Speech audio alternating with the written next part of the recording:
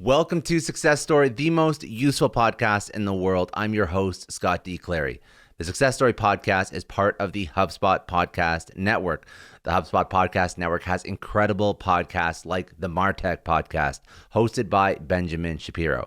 Each week, the MarTech podcast tells stories of world-class marketers who use technology to create lasting success with their business and their careers. If you like any of these topics, you're going to like the MarTech podcast. How science is changing advertising, how to set up a CRM so you actually use it, private equity's take on digital transformation, why big social is focused on newsletters. If these are topics that resonate with you, go check out the MarTech podcast wherever you get your podcasts, or you can also go listen at hubspot.com/podcast network. Hey everyone, just take a second and thank the sponsor of today's episode, Long Shot Leaders. It's a podcast that reached out to me that I just started listening to because I absolutely love them. It's hosted by my good friend, Michael Stein. It's edgy, it's different. He interviews absolutely everyone under the sun and speaks through their journey, unpacks the biggest obstacles they've had to overcome to find success in whatever it is they've done in their life. So he interviews Academy Award winners, ex-cons, Holocaust survivors, sports heroes, you name it, he interviews them. And he himself also has a really interesting background. So Michael Stein's a host. He's an entrepreneur, writer, actor, filmmaker. He's also a stand-up comedian. So he kind of puts that all into the interview.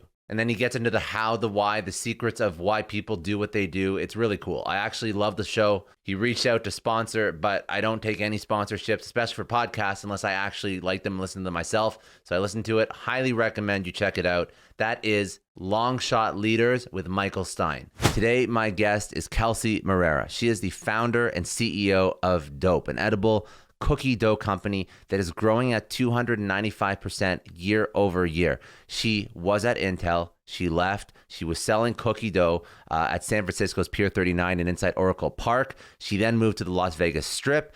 She raised some capital, $1.6 million.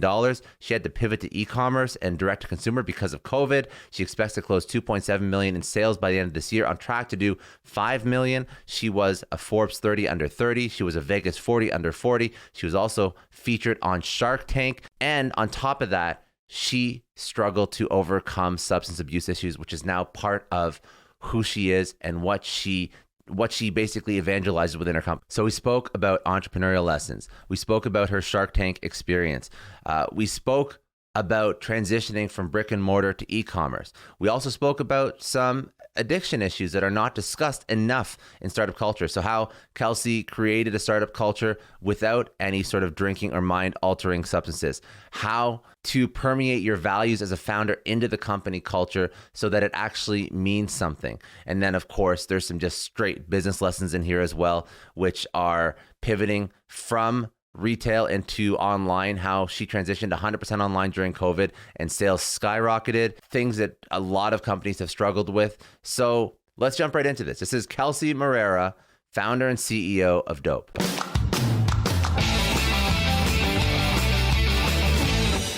How much time do we have? No, I'm just kidding. I love this question, like origin story. I feel like I'm in like an X-Men, like how did I become Kelsey Moreira's morphing story? But in all seriousness, yeah, it is kind of a wild story, and it does start a bit back. I was born in Dallas, raised in Northern California, have a family that just like loves food. All the women in my life always loved to bake and to cook. So as a child, did spend a lot of time in the kitchen, eating along the baking journey, and then also learning a lot about, baking from them as a child. But when I got into grade school, I really threw the pressure on myself. My parents had gotten divorced when I was 6, and I think I just wanted to make them proud, wanted to get that approval, and very self-fueled, wanted to be the best at anything I did. And that caused a ton of anxiety for me, perfectionism issues, and it would turn into workaholism issues from there, really fueled by that desire to just be all on all the time and be performing at the highest level. When I was 16 years old, I got this opportunity to work at Intel. And so I was jumping from, being a kid to being an adult really quick. And this corporate life, I was leaving high school at like 10:30 in the morning to go to Intel and work with people who were, 30, 40 years my senior in some cases. Amazing for the experience side of getting to learn from these amazing individuals and see people making strategic decisions at those levels and whatnot as I would go through what would become a 10-year career at Intel from that point. But it was very hard on my mental health, and I wasn't doing the things I needed to do to keep myself grounded, to work through childhood traumas and issues that I had, and really be able to live a more full life. And I was leaning on alcohol through that time to deal and to cope. And alcohol was sort of this quiet for me. I drank for the first time when I was 14 and drank till I blacked out. And I remember feeling, though I was hungover the next morning, it was a feeling of just peace, like quiet in my brain. I didn't have to be on. I could just pretend to be like everybody else, carefree and relaxed and having fun and trying to fit in. And that really just escalated over the next years of my life as I would go through college and beyond, never really able to get a hold of my drinking. I was not just the once in a blue moon problem causer. It was pretty reliably, if I was going to drink, I would always drink to excess and had a really hard time stopping myself. And it was difficult because everything else seemed so okay in my life to say that it was a problem. Society really has it so coded that, it's just, oh, it's fine. It's just whatever. It's happened a few times here and there. And really only you and those super close to you, boyfriend at the time, for example, who was just getting battered with 4 years of all these alcohol issues from me. Other people on the outside think, well, you don't have a problem, look at your great job and look at the grades you've been getting. And it was very tough for me to come to terms with it. But in late 2015, September 14th, 2015, to be exact, I had my last hurrah and got sober, decided that enough was enough, that I really wanted to be the Kelsey I knew I had to offer to the world, and that was being clouded by alcohol.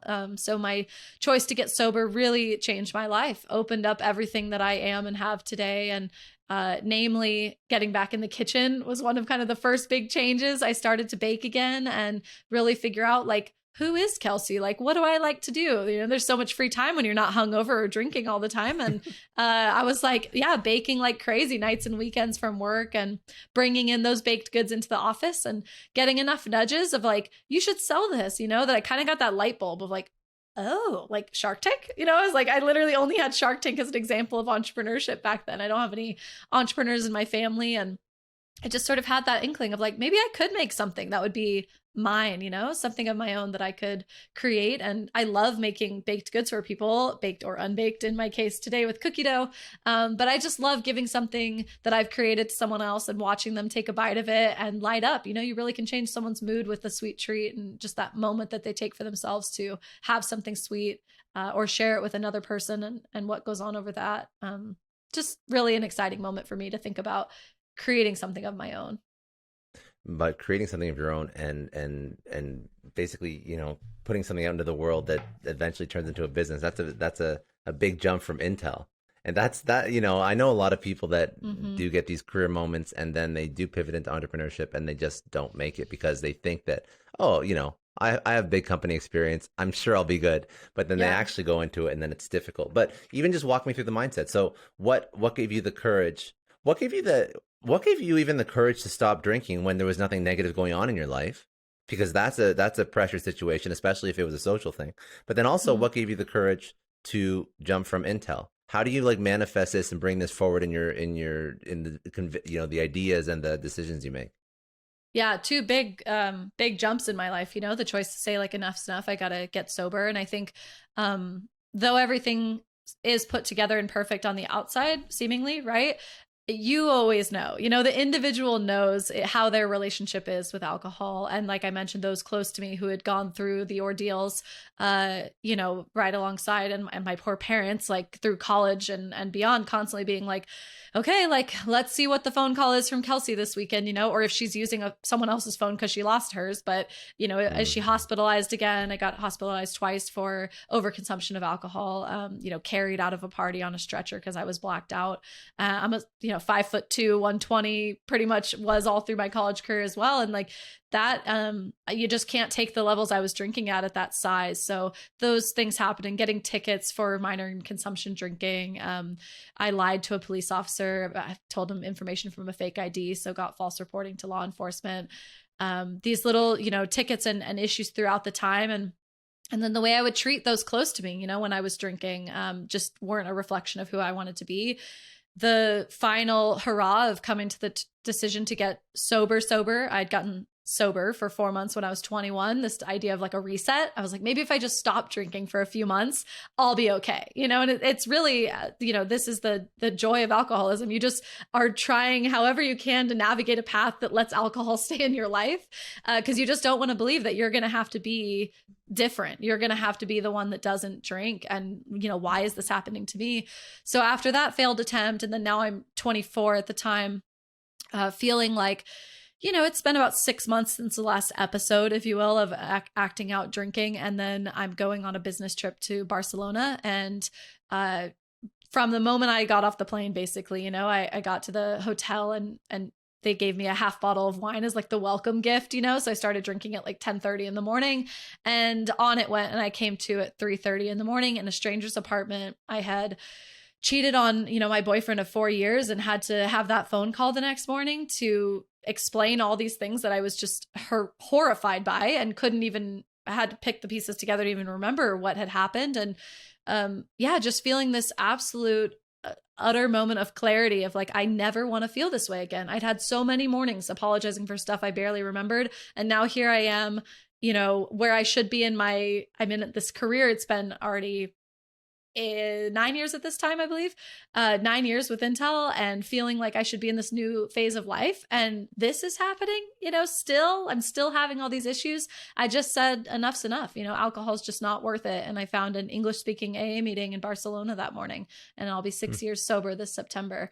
So the recovery one is many chips away at the iceberg. You're like this stiff thing that's just like, I don't want to accept there's a problem. I want to find another way. You're just like holding on tight. And it's like enough little chips away of these nights, of these incidents, of letting down people I loved, of letting myself down, that finally, enough was enough. And I broke into saying, I got to make a change. So that's the recovery jump. The Intel jump is another story on, having that decision to say, my happipiness and joy was worth the pursuit of that risk, was worth the jump to see what could happen. I honestly, as the idea started to grow for Doughp in my head, I started to think the bigger risk was like, what if I didn't do it? How sad and upset would I be if I saw someone else, down the road, trying this idea that I have, and me not having done it, and always wondering what if. And the corporate life, though it has its cushions, there's all these nice cushy things around the organization, the structure, and the support that you have. I always moved like a bit too fast. I always felt like I was running like at a speed 10 on the treadmill, and Intel was like at a 4. It's just is a slower pace of things to get stuff done, or people many layers above you making decisions that your program is cut. The budget that was for this thing you've been working on, pouring your heart and soul into, it's not going to happen anymore. We're moving this way. And you're like, what? Like my child, I thought, what a cool chance to have the ownership over if it works or not. At least it's going to be on me. And that was worth taking the leap. So February of 17, I got the idea. April 20th, 2017 was the first day of my sabbatical with Intel. And that was the launch for Doughp. That was my first day selling Doughp cookie dough, and made 100 pounds of dough at a commercial kitchen in Oakland, carted it over to San Francisco, and went to Dolores Park, set up this cart I'd had built for like $500, and we sold out in 3 hours. And I was like, oh shit, people really like cookie dough. This is going to be a thing. Let's go, And so when you take a sabbatical from Intel, is that cutting your paycheck day one? No, more 10 weeks paid. Okay. Yeah. So 10 weeks paid. And usually people travel, right? I actually had a like backpacking trip through Southeast Asia that I was going to go on, of which my dad was super freaked out about. But then when I told him that I was going to start this cookie dough company and potentially quit my job, he was like, what about the backpacking? Maybe we should just do that. I'm sure, those thoughts crossed his mind. He was a little nervous about this concept I had, but the 10 weeks was a gift, to be able to say, with a safety blanket of sorts, that I could go back, if it really didn't work. But at the end of the 10 weeks, I was like, I couldn't even come in to turn in my laptop because I had 2 events in San Francisco that day. I was like, I'm going to have to come down to Santa Clara on Monday. This thing is really happening, and I'm going to pursue it. So my manager at the time was super supportive and all that. So I definitely felt like they got to watch me spread my wings, and it's been fun. I came back to speak at Intel earlier this year and share my journey, which was really cool. Full circle. That's amazing. And the first iteration of Doughp, was it it was obviously brick and mortar, or was it you were selling at like events, trade shows? What Yeah. was that first step? Like first step of Doughp was like, I will literally sell dope wherever I can. Wherever anyone will meet me to buy some, I'm there. So very first thing was we got into a food park in San Francisco, and so setting up a tent and table 7 days a week. I wrote them with this idea just after the Dolores Park day. Said, hello, I'm Kelsey, I have this cookie dough company. Like, always sort of acting like a few steps bigger than you really are, and I'd love to sell at Spark Social. And they wrote back within 2 hours and were like, oh my god, we love cookie dough, what a cool idea, when can you start? And I was like, okay, how to get, food permit for like trying to figure all of that out like as quick as I could. I'm like, I'll be there in 2 weeks. So I got everything I needed together in those 2 weeks to start there. And meanwhile, catering, tons of corporate catering, anywhere I could get in for an office happy hour, a birthday celebration, Uber, Lyft, LinkedIn, Google, like all these awesome companies are there in the Bay, and got that opportunity to, go up and down San Francisco Bay Area and spread some cookie dough joy to those offices. And in about like 5 months from starting the company, got my first opportunity for a physical location. And this was just prior to our Pier 39 storefront that we opened in the very start of 2019. 2018, but it was this kiosk was going to be my 2-year sobriety anniversary, was the grand opening for it. So this is the interweaving of like my journey into sobriety and my decision to bring that into Doughp. I put on the Facebook event, if you come up and say it's dope to be sober, you'll get 20% off. Come to Doughp's first location. And the line was like, for one, just like around the block. I've never been so happy filming this like video of like everybody cheering around, waiting to get in at the opening. And the response that we got from the mention of sobriety and me saying, it's my 2-year sober birthday, come celebrate at this grand opening, people asking for advice, saying they're a few weeks sober. Do I know of any good meetings in the city? Or sharing that they were many years sober. And and saying that they hadn't told anyone publicly like this. So it was cool to see me sharing it. And I just had this like light bulb, like, wow, if like these kind of conversations are happening in these DMs, how many more people out there are wanting to talk about it, are curious about getting sober, are thinking about their own relationship with alcohol, are feeling like there's no way I could get sober in my mid-20s. What a chance for me to share what my journey's been like and the joys that have come from this decision. And this new way of life, and just make it a bigger conversation. So I started the Doughp for Hope initiative with the company, and that really has become at the center of everything we do to try and raise awareness and break the stigma around mental health and addiction recovery. I want to, while we're speaking about it, let's speak on that, and then we can continue your story, because I think it's relevant, because that Doughp for Hope and that mindset of supporting individuals that are having these issues. Of course, alcohol is one. There's other addictions. There's, especially in startup space, I'm sure there's enough people that have mental health issues, overworking, even like during the pandemic, just people being always on, always working. Like there's a ton of things that are really eating away at people.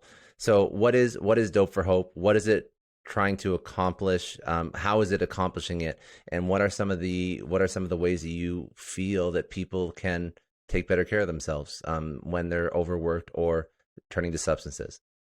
Yeah. Or before they get to those stages even, right? Mm. Like the idea of how could we help people recognize that this is for everybody. Before the pandemic, I used to have some people say like, oh, it's really nice what you guys are doing for people with mental illness. And I was like, yes, but it's actually for everybody, like mental health, I think through the pandemic has become really an understanding for everyone that like we all have this responsibility to work on our mental health and to try and keep ourselves balanced and in that state so that we don't fall into, substance use, so that we don't fall into overeating or undereating or, even there's all these things that people use to distract from the feelings, right? Like trash television or dropping yourself into sex addictions, love addictions. Like there's workaholism even, just anything to not have to sit and feel and think about how you're feeling and be touched, in touch with that. So mental health is really at the core for me of like getting everybody to think about it.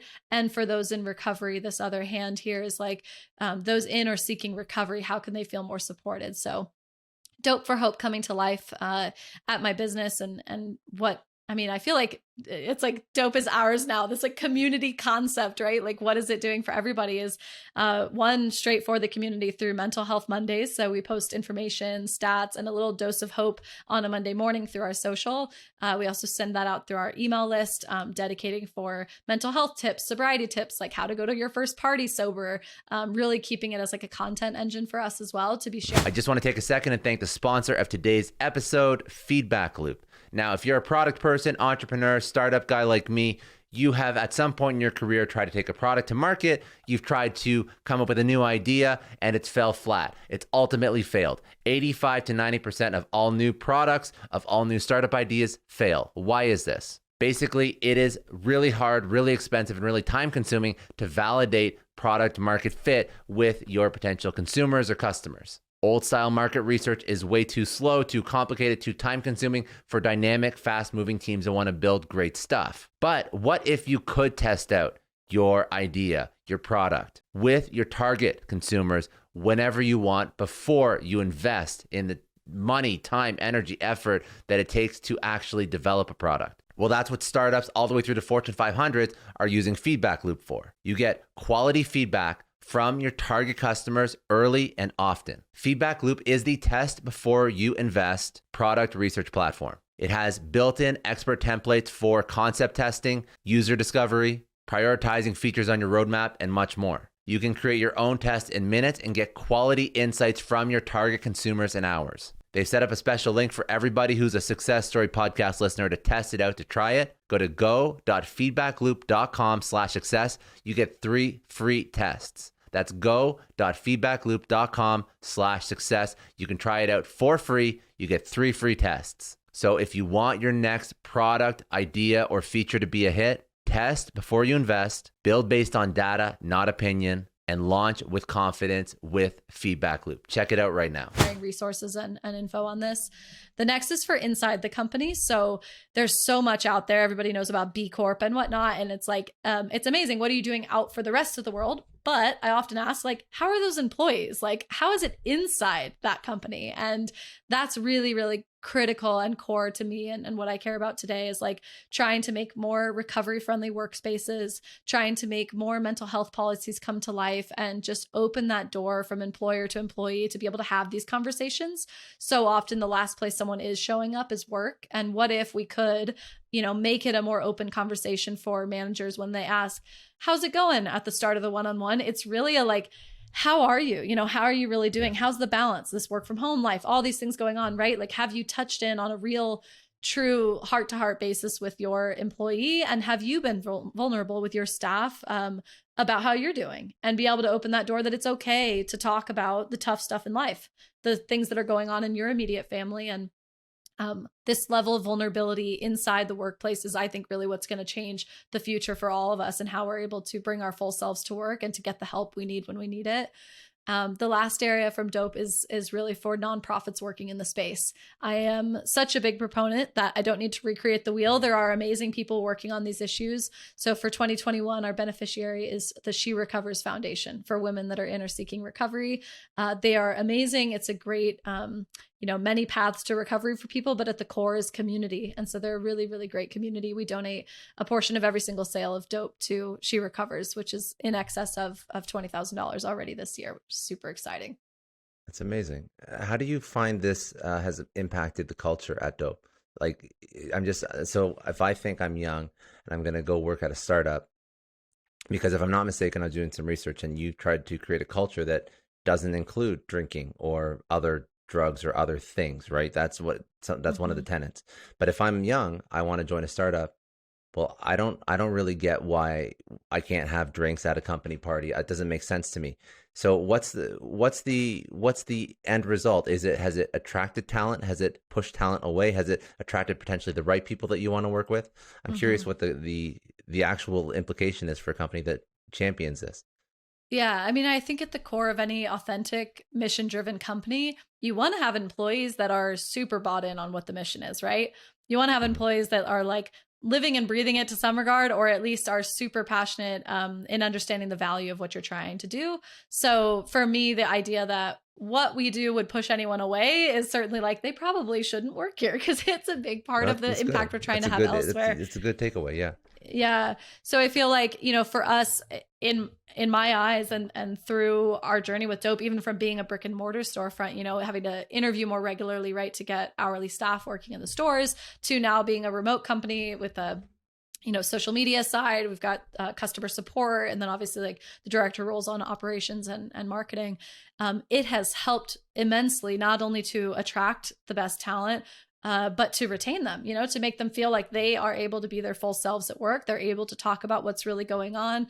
We have a Mental Health Monday Slack channel where we all share one high and one low from the last week. And like, I keep that real. Like, I really share with my staff when something's not going right and I'm feeling out of balance, or I'm feeling super anxious, or something else is happening. And it's not a place of, feel sorry for me. And it's not a place of, I'm weak and I'm not able to run the company now. It's like, I'm in touch with what's going on, and here's what I'm doing about it. And it's okay. Yeah. Those I think those moments when I've been able to share something going on with my life have really opened the door for them to share. So we have a number of employees that are in recovery, which is awesome. And again, I think there are some companies in this old school mentality that say they would be an at-risk employee, some, with sober dates in 2020 even. And it's like, and in 2021, and I'm here for it. I want to be supportive. I want to be that employer that can be there, even if people are looking to get into recovery for the first time or relapse and need to get back on the right track. Pushing them away is a disservice to humanity.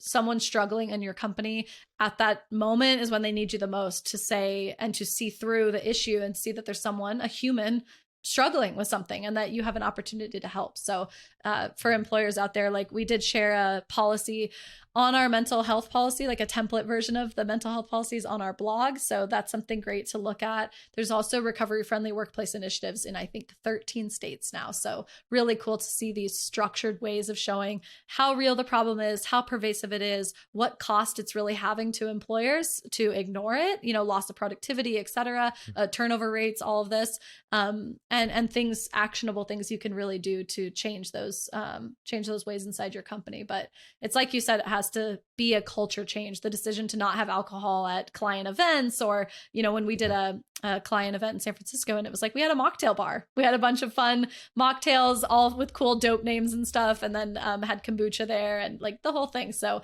there's fun ways to bring that around. And it's very important, even for companies who do allow alcohol to be present, at events. Really try to not make it the focus, really think about how isolating that is for someone who's struggling to feel like they need to drink, or they need to be a part of this drinking activity to get the inside scoop. That is a really scary place for someone in early recovery. No, I was just thinking through as you're describing the culture, I'm just thinking as to the reason why people do drink at company events, and it's because they don't have that rapport and they don't feel that connection with other people. So they drink to allow them to have this almost like this false sense of comfort, right? This false, almost this liquid courage, right? So if you have a company culture that actually has people that feel like they can talk all the time, and they know what people are going through, the highs, the lows, the bullshit, the good stuff, then all of a sudden it's like, you don't have to have a drink to talk to your best friend. Yeah. And that's a kind of like, I'm not saying, listen, it's still work at the end of the day. And like, I'm always a big fan of saying, like, work is a team, not a family. Like, you are working together towards an objective, but like you can have like friendship, camaraderie there that's more than just surface level. If you feel like you can be comfortable, you can speak your mind, you can say what's on your mind, and you understand what other people are going through. And that alone is probably a healthier environment, because I can only think back to all the horrible things that have happened at company events, client events that are alcohol related. Yeah. So and it's not a bad idea. Yeah. An ex-boyfriend of mine in San Francisco, telling me these stories of the drugs present at all the parties, and it's, it's superiors offering the drugs in the bathroom at the event. And it's like, wow, what a bad situation to be put in, to feel like I have to accept this to have his, because if I say no, now he's going to think I'm going to rat on him or tell on him, or man, it's such a bad cycle, and it's very pervasive. With the second you, as an employer, as an owner of a business, second you start to hear or see some of those behaviors, cutting it off is like the only way you're going to get it to stop, because it really starts to, you're creating more addictions down the road, but it really starts to propel itself. So it's really important, I think, to just be more considerate with how you're trying to shape your company culture. And it's like you said, the idea that you need the alcohol to bond or to hang out. The friendships that I have today, like work is one thing, right? But it's a parallel of like the friendships I have today are so much more meaningful than the friendships that I had when I was drinking.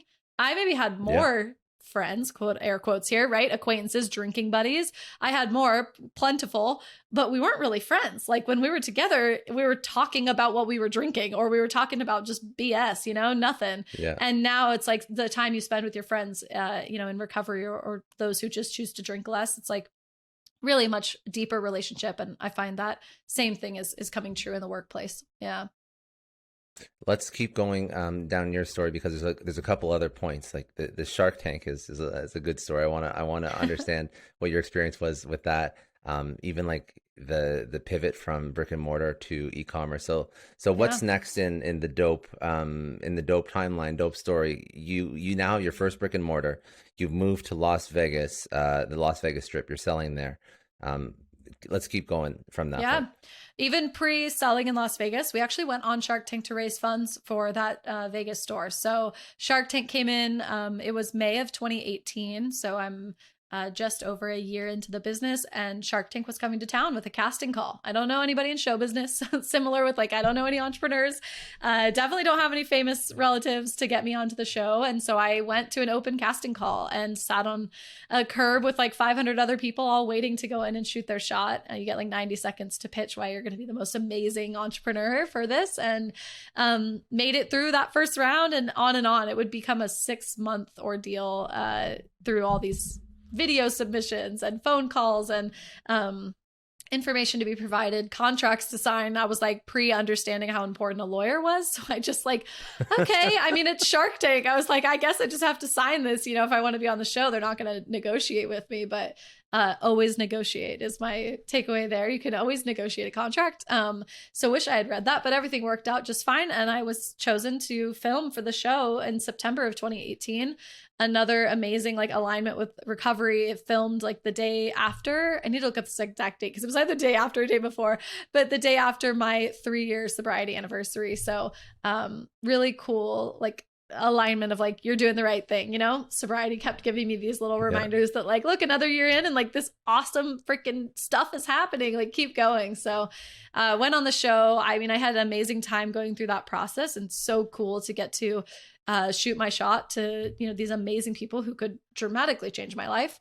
Through the ordeal, I had practiced like crazy. Like I have never, I told you I was a little over the top in school. You'd think I was taking like the SAT again, because I had like flashcards with all my business numbers on it, like COGS and this and profit, net income, all the year's sales, like I mean just everything, like to the deepest levels that I could. I probably had like 50 flashcards, and I memorized them all by the time I went to film. So that and my pitch, I was just so prepared that I was not going to get caught off guard as the entrepreneur up there going like, well, I don't know, I think it's around blank or whatever. I was like super sharp. So luckily, thanks to that, I did have some amazing stuff, feedback from the Sharks around my skills as an operator. Barbara Corcoran said I was the most sophisticated store owner she'd ever met. And yeah, Mark Cuban said, everything about this says it's amazing.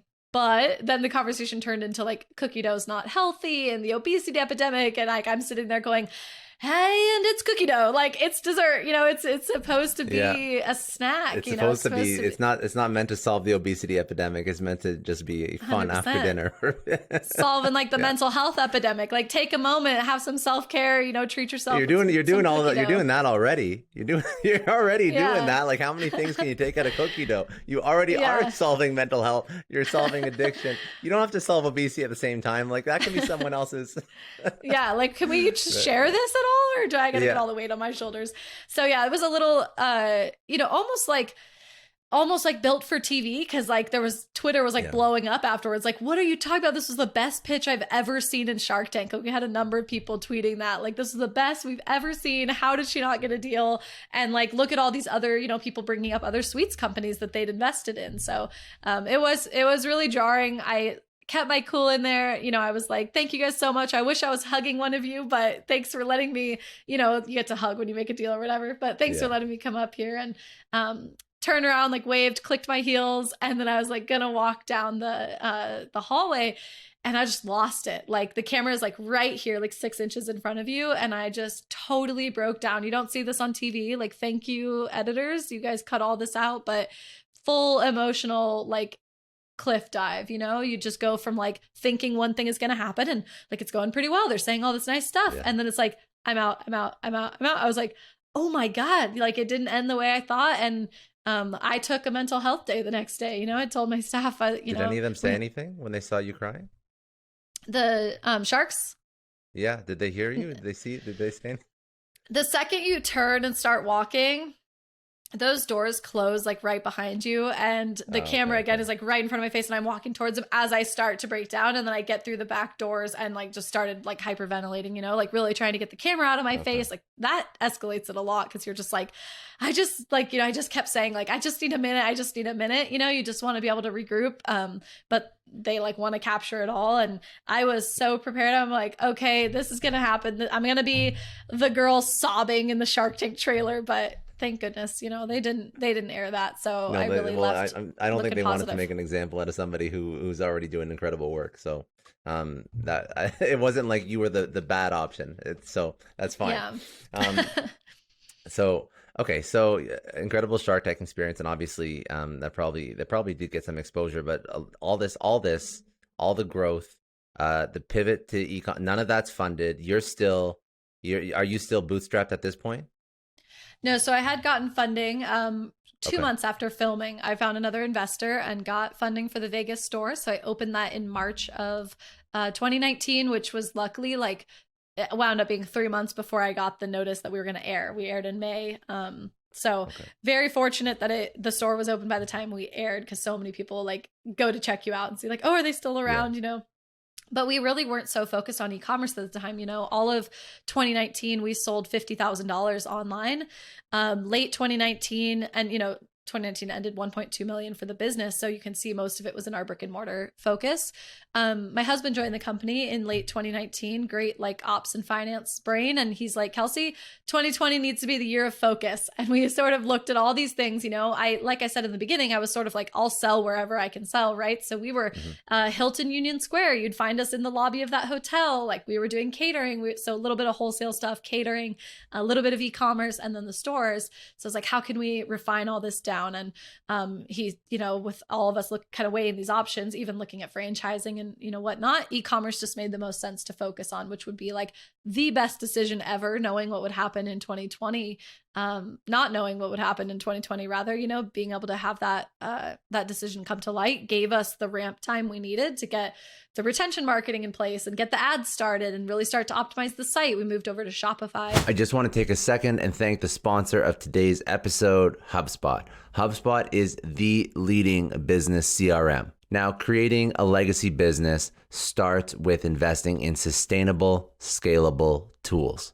HubSpot is the #1 CRM for starting, growing, and scaling businesses. With the HubSpot CRM, you have a purpose-built solution that's tailored to your business and your business alone. Now, I've used HubSpot for many years now, but just this year, they're releasing some new features. These are some of the ones that I'm definitely most excited about. So first new feature is called Business Units. So business units allow you to confidently manage contacts, marketing, and sales assets and settings across multiple brands, which means clearer insights to empower whatever it is you're trying to do. There's also new admin features like permissions, templates, and OKTA integration, which makes it easier than ever to add, remove, and edit users, give them the proper permissions as needed. And lastly, a new HubSpot feature that's rolling out is called Sandboxes. So with Sandboxes, all admins have access to production-like accounts, allowing them to test, iterate, and experiment with new go-to-market strategies, campaigns, before they actually push them live. This is a game changer because now you can actually see what works in this sandbox environment,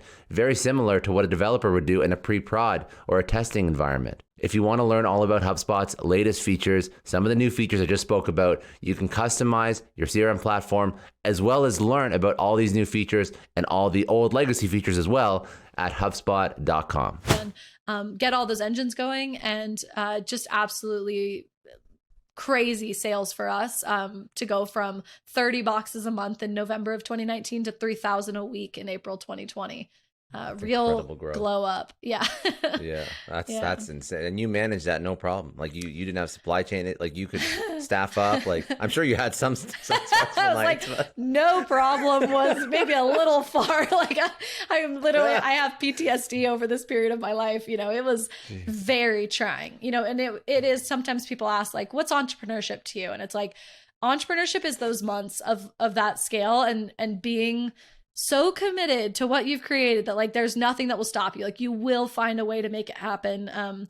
Was helping through on the operations front, right? So we were doing graveyard shifts at the store, and we're both having to still run the business during the day, but going to these graveyard shifts at night. And one time was literally gone for, I think it was like 38 hours straight, no sleep, because it was graveyard and someone didn't show up for the shift at the store during the day. Like you just have all these pieces running together. And then the pandemic would happen, you know, in mid-March, getting our notice that we had to shut down. So we had 12 hours notice to move we were doing all of our production, all of our packing graveyard while the store was shut. And now that the store it's in a casino part of a hotel, right? So they were going to be shutting it down.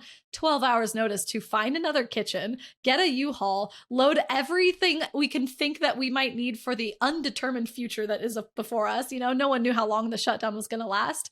So we try to get everything, you know, and load it up into a U-Haul. And I mean, just pure madness. It is a crazy time to look back on, but it's that grit and grind and determination that you're going to make it happen. You know, there's just nothing that will stop me from making Doughp successful. And that's how I'm here today. Yeah. And then let's move into e-commerce, because you handled, like, again, looking back, I'm sure it was stressful, but it looks graceful. It looks graceful because you made the pivot and you're success. So what was the e-commerce play? How did you manage that? Yeah. Well, for one, we had a lot of learnings from what was, I suppose, 3 years at the time of, 2.5 years at the time of learnings from what people liked and what they said in the stores and what questions do they ask most often. And so when I started to develop our e-commerce strategy and the website itself, right, it was like, okay, these are the top 4 flavors we have. Like, let's kit those, you know, operations side, like, let's make it more simple to have a kitted set. So we just did 2 sizes, 4 flavors, and would do those kits in the beginning, trying to keep it as streamlined as we could. You know, those common questions that we'd get from customers, we got to really make that clear on the site. So tons of learnings there, and then really moving into paid ads to try and grow the acquisition of new customers. So that was the main focus for the strategy on e-commerce growth components. Getting our retention marketing was another thing that was like, you can do everything you want to do to keep the hamster wheel going of new customer acquisition, but if you have this like leaky funnel where the customers aren't coming back to buy again, it's a very expensive game to play. So we had some great success with the ads, definitely fueled through the pandemic. You know, April of 2020, we were getting like a 6x ROAS on her Facebook ad account. Not bad. Unheard of, right? Unheard of, especially in our industry. So just amazing like results through that time. And then it's really about continuing, right? Once you got to that you know, just absolute crazy peak from January through April, it was like more than doubling our sales every single month. Once we hit sort of this $400,000-$500,000 mark, it was like, okay, how are we going to keep these monthly sales steady? And the retention marketing was a huge part of that. But, you know, thankfully through all the scaling and growing, moving to a co-packer fulfillment center, you know, all those jumps happened through 2020, while the supply chain world was just crazy with the pandemic as well. We started a co-packer without even physically being able to go and visit because of COVID. It was shut down. So I taught someone how to make my product through FaceTime. Just craziness, you know, but we wound up, doing 2.5 million online in 2020, 200,000 in brick and mortar, and made the decision when things reopened that the store was not going to be the right path for us anymore, and closed down the brick and mortar business. It was down 82% year over year. And, you know, we're having that on one hand while looking at these crazy e-commerce numbers. And though the emotion side, right, as a founder, you're always so emotionally drawn to what you've created. I mean, blood, sweat, and tears. I was like out here to oversee the construction of this store from the ground up. And it was just so beautiful and I loved it. But it's like, boom, like ignore that, set your emotions aside. Let's look at the numbers. Does it make sense? And yeah, made the decision to close that store. And it was the best decision we could have made. And now gearing up for our launch into retail later this year. And we're just so excited by this opportunity to continue with another great scale opportunity with what I've learned from all these different business channels and ways to run a food business. E-commerce and retail is going to make the most sense for us. What is your number one recommendation for, because I'll tell you where this question is coming from. So you've pivoted multiple times. You've gone through multiple things. You've eventually been successful at most. And you just attribute it to, okay, if I love this and I'm passionate and the grit and the grind and the perseverance and tenacity, I'm going to figure it out. But when you are starting something new, when you first had to figure out e-commerce, how did you figure it out? What is the mindset, the steps you take? Where do you go to learn? Because that is the most important skill I think that anybody can pick up on. Yeah. And I mean, through all of the things that we've learned, right? And we're going through it again now, going into retail, a new channel to bring up, and like, wow, distribution and like all these contracts and what's this going to be like, and trying to be safe on it. There's some big, like some big cost risks you run into here that have put companies under going out too far into retail. So yeah, I think for me, it's a tip I have for anybody starting a business or running one. I never say no to an introduction. If anybody thinks I should meet somebody else, along the way, someone says, oh, you should meet so-and-so. And you're like, gosh, I don't know, like their company is whatever, or like, I don't know, that doesn't seem related. Take it, just take it. I take 15-minute introduction calls, and it really has changed the game. There's been some introductions that I otherwise would have passed up on face value, and they've just had that perfect person that they knew you should meet, or the investor that was just perfect to line up at the right time. So yeah, never say no to an introduction. Another thing is hire for what you suck at. So if you're going into something new and you do have the capacity to hire or contract like a consultant in that space, highly recommend it. You can learn an incredible amount in a rather short period of time from a consultant who can come in and give you the rundown on what it's like to scale into this new arena. There's more content coming out, particularly around D2C. Has this on his to-do list aside from us running the company, but to create a crash course and consultancy for people trying to get going in e-commerce, because it is just so much knowledge that was packed into our last year and a half.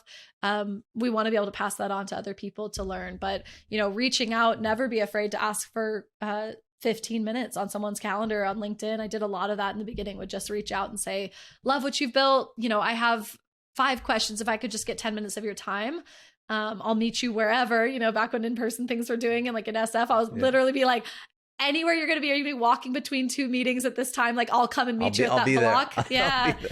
It's like that. So yeah, just really always reaching out, try to get connected. There's great like CEO networks, even for seed stage companies. Shout out to One World. I'm still a part of a CEO network for my stage, and it's amazingly helpful to just be with other entrepreneurs who, though in very different industries, sometimes we all have such similar issues we're facing. Like running a business is still structurally a lot of the same things you're going to run up against, and I've had great success with that. So getting a little cohort, a network of other CEOs that you can share and learn from is huge too. Amazing. Okay, I want to ask some rapid fire career questions, professional life lesson questions. But first, where do people connect with you if they want to reach out? Where do people go find information on Doughp? What's the website, socials, all of that? Love it. Yes. First things first, if you're hungry and you want some cookie dough, go to doughp.com. It's DOUGHP. It's like dough with a P on the end.com. We're at Doughp on TikTok. At Eat Doughp on TikTok. We're at Doughp on Facebook and Instagram. Hit us up. We're very active on social. Real awesome people from my team running those accounts now. So say hello to Bella and the crew. So definitely get connected there. And then with me personally, I'm very active on LinkedIn. So Kelsey Moreira, it's More IRA, MOREIRA. Yeah, hit me up. I got complicated words. I have to spell everything. yeah. Testament to the horrible intro that I'll have to redo. It should be like this cut. You should do the skirt, like a rewind sound or something. Yeah, I know. I have an idea already how I'm going to edit this because I can't pronounce anything. No, that's very good. Awesome. Okay. So let's go through a couple quick rapid fire. You mentioned a few challenges in your career, professional, personal. What was the number one that sticks out in your head, the biggest challenge, and how did you overcome it? The biggest challenge I faced. I mean, yeah, this getting sober, right? Like, I mean, it was affecting, it's all part of that. Personal, professional is so blended these days. So definitely this decision to say enough's enough and get sober and find the courage to, like, you know, share that with my employer and be able to go on from there. The beginning is really hard. So it took a lot to try and overcome that and say, let's do something different here. And it affects every part of your life, but just committed and went through it. Amazing. And that's a good one. That's something that not everybody's comfortable talking about how difficult it is. So I hope somebody listening takes that to heart and feels like it's okay, because I don't think I've ever had this conversation, this topic on the show before. So very good. Great. One person who had an incredible impact on your life. I know there's probably been a few, but you have to pick one. And what did they teach you? I got it. Elizabeth Witherow is my Nana. It's my dad's mom. And she was just an incredible human for our family, like the rock of our family. And she was 21 years sober when she passed away. So getting to see me at 1 year sober before passing. And she was that first person that, you know, second person maybe that I called that morning after deciding, you know, I wanted to get sober, and encouraged me to go find an AA meeting, and was just so supportive. And along the whole journey to the decision to get sober, you know, like I talked about, it takes so many things to finally get there. And, you know, number of letters from her over the years saying how concerned she was and that she thought there'd be a better path for me. And yeah, she's just amazing. She was such a light and joy in our life. So definitely my Nana. A book or a podcast that you'd recommend somebody go check out?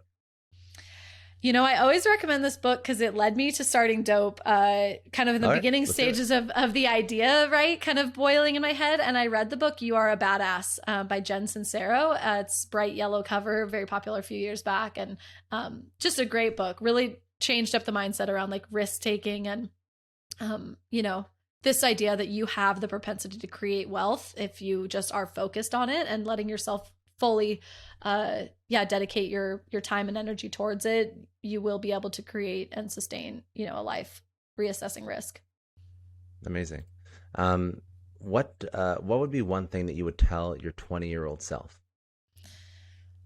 Oh, God, yeah, give it up already with the alcohol, you know? I think it was at the core of it, right? It's like, go back to therapy, work through stuff. Childhood issues don't go away. Even when you get sober, many people think like, okay, that's the trick, right? If I just stop drinking, everything's fine. But there's always a reason why you're drinking. And I think at 20, I was just really struggling with this desire to fit in and not having that confidence that I have today to say, I'm awesome. I love myself. And if someone wants to hang out with me, cool. And if they don't, cool. You know, like that's going to be okay. And it's hard in those younger years to feel that confidence, to just be sure that you are enough. You have enough to offer the world. And yeah, I think 20-year-old Kelsey needed to be told she was enough. What does success mean to you? This question is interesting. It like changes over the years because some people are like, oh, do you think you're successful now? You know? And so I really feel like there is no end to me. Like there is no final success point. So success has to be about the journey. Success has to be, how much are you enjoying today? I've made this life wrap around where I get to talk about cookie dough, mental health, and addiction recovery every day. Like that's freaking cool. And it's so hard to not feel like, oh, I'll be successful when blank happens, but instead like this is success. You know, today is success. So it is just kind of a reframing, I think, for people to consider success as the journey itself, what you're learning. Amazing. That's perfect. That's all I got. Amazing. Thank you so much. Yeah, thanks for having me.